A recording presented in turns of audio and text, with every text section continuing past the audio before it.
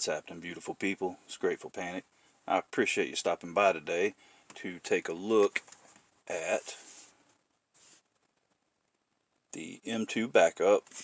It's a little fixed blade from Civivi. But before we get into that, let's go ahead and get this panic dump and beverage check out the way. Today I was carrying my dollar store min pin, and I didn't really get it from the dollar store, but there's a matter of fact, I reviewed the min pin about, as I drop knives, a little over a year ago, and since I've had one in my possession for a good little while, I'd like to revisit that. So here in the next probably week or so, I'm going to revisit the min pin, and I'll tell y'all the story then. And then I also carried the Rough Rider micarta work knife, and then my little caddy with the had the Eagle Tack DC25C, and then the Alox Pioneer and Fisher Space Pen. And as far as the beverage check goes, we're drinking some of the delicious IPA from Stone Brewing Company. And no, the can's not upside down, the printing is. I thought that was pretty neat. But let's go ahead and open that first of all and take a look at this knife, get it out of the box. And I did not even know this knife existed until it showed up in my mailbox. Had no clue that Civivi had made this fixed blade. I knew absolutely nothing about it, but you get the knife, you get a nice little Kydex sheath, and then you get your cleaning cloth and cool little WAY stickers. Let's get this guy out.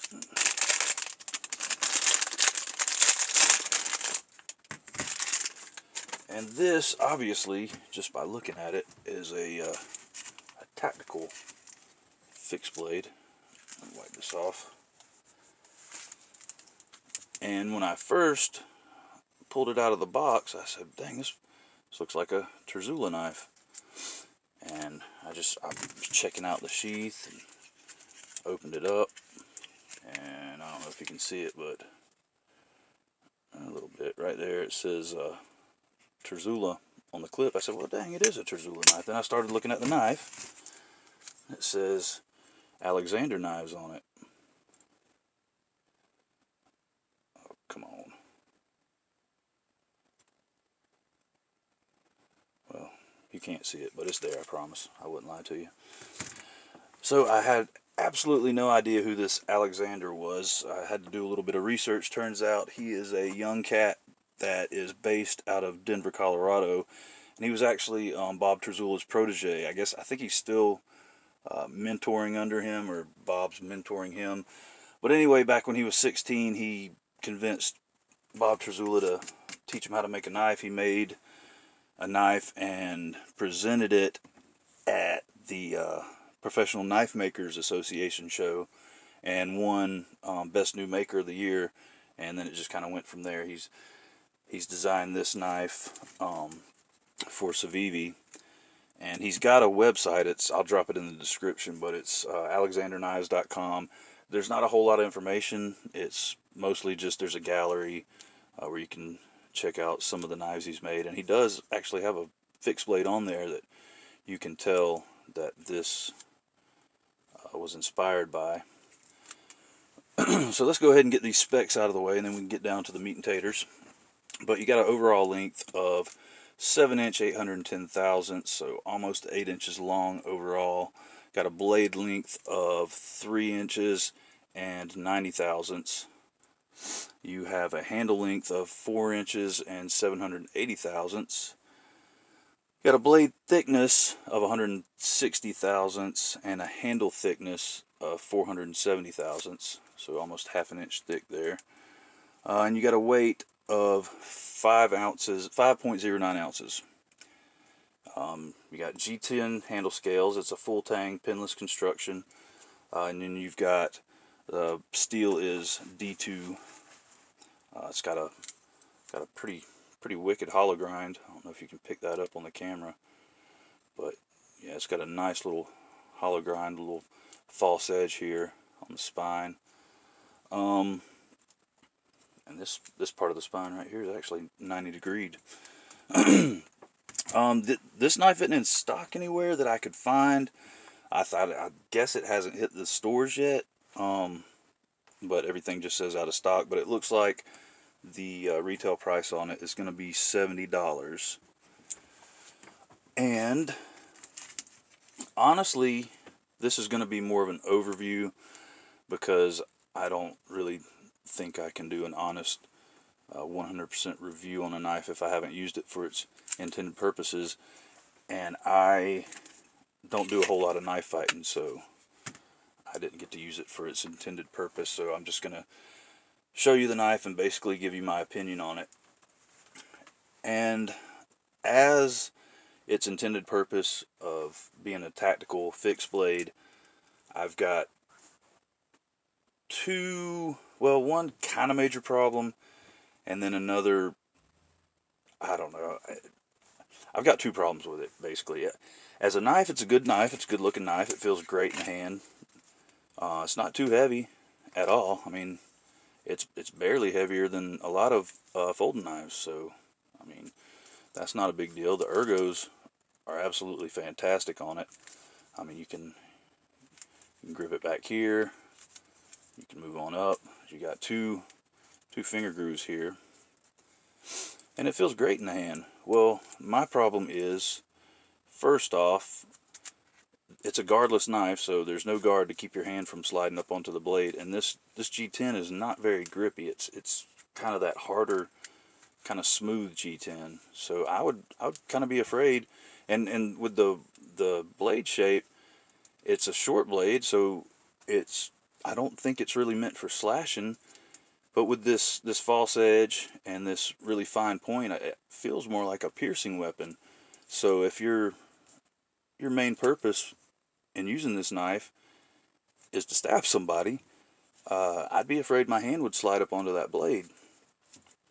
And then the other issue I have is the lack of retention on this sheath, because I'm not even going to touch the sheath at all with this hand, and you should not be able to pull it out that easily.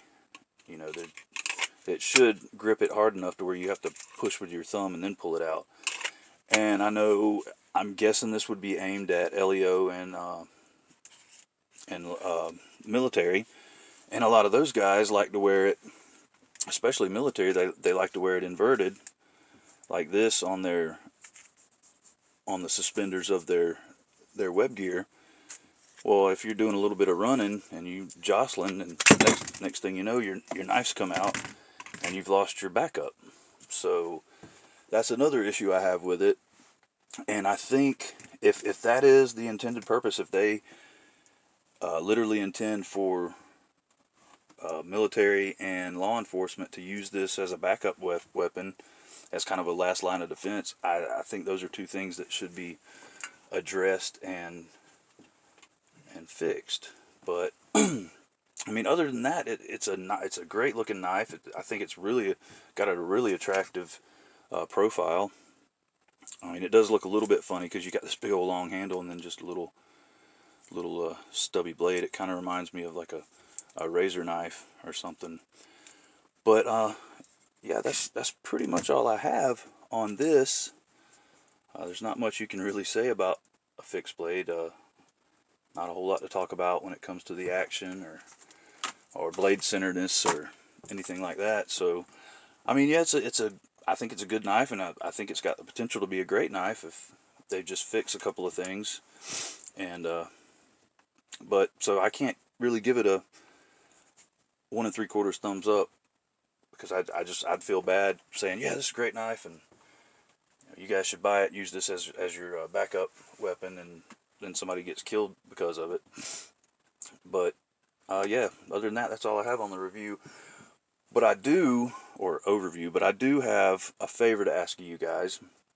And a lot of you guys might already be following this channel, but this past week I discovered a fairly new YouTube channel that's been, I think they've been around for 2 months, but it's called the Shredder Knife Reviews, and it's a father and son team reviewing knives. And when I say father and son, it's not like you know, Billy and his son Chuck that's 17 and they go out and review knives. It's this dad and his kid that's probably maybe between the ages of 7 and 9, like a little young fella. They get out there and they review knives, and matter of fact, Off-Grid Knives has already sent them, you know, knives to review and test, and I mean, they do a great job. And it's just, I think it's really cool to see a dad out there with his son, you know, teaching him, you know, giving him knowledge and showing him how to responsibly handle knives and review knives, and teaching him, you know, everything he needs to know about them.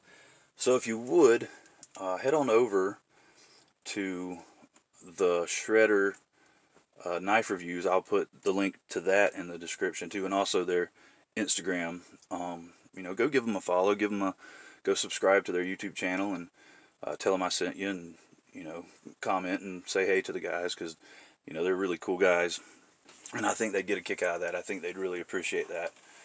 So other than that, that's really all I have to say about that.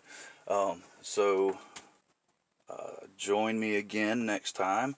I don't know exactly what. Oh no, I do. I know I'll have a Curtis F3, and I believe that belongs to, I think it's a personal knife of DOTM, but it's coming through the Apex Pass Around group. And also, I believe, I know there's a WE banner coming up, and